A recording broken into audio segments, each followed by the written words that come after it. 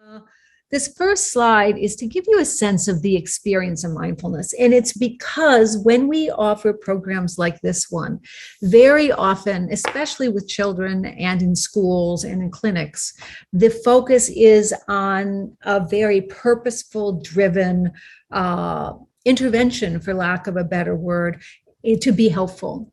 So, and that's terrific. And that's what so many of us were drawn to mindfulness, because something was hurting and we wanted help. But there is something that often gets lost. And so that's why I put this presentation, or this slide up right up front. And that's this idea of the experience of mindfulness, because there is an experience that happens sometimes through formal meditation, sometimes through drop-in practices, which are just where you drop a bit of mindfulness into your daily routine. And there's that experience of opening, that experience of being connected to absolutely everyone and everything, that experience of no separation, that kind of aha moment.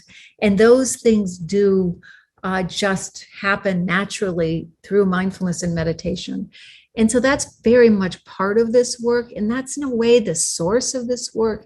And sometimes it is forgotten, especially with kids, because people think kids can't do it, that people think kids do not have the cognitive ability. They don't have the developmental capacity to have these experiences where, you know, all of us who've been with kids for quite a while know that not to be the case, that the kids are actually very, very close and at one with this experience. So we want to be able to keep that in mind and to be able to support that for them and for their parents and for ourselves.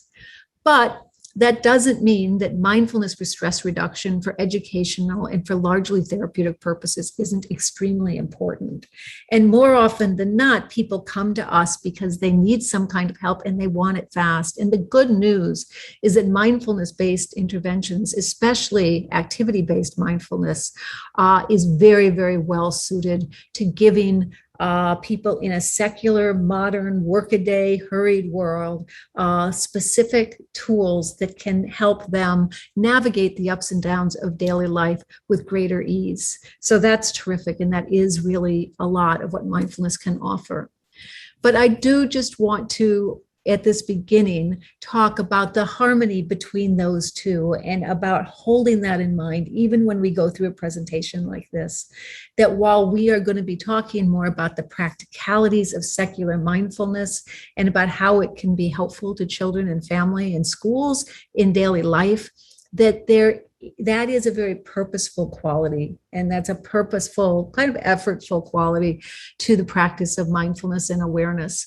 There is also a effortless and a purposeless quality to the same kind of practice. And as there is a yin and the yang, we can hold those two at the same time. And when we are able to do that, then the more purposeful, goal-directed aspects of mindfulness and awareness take on a different flavor, a different taste that I think is very meaningful. And I think the kids, especially, who are just wonderful sponges for energy, can just pick up on immediately.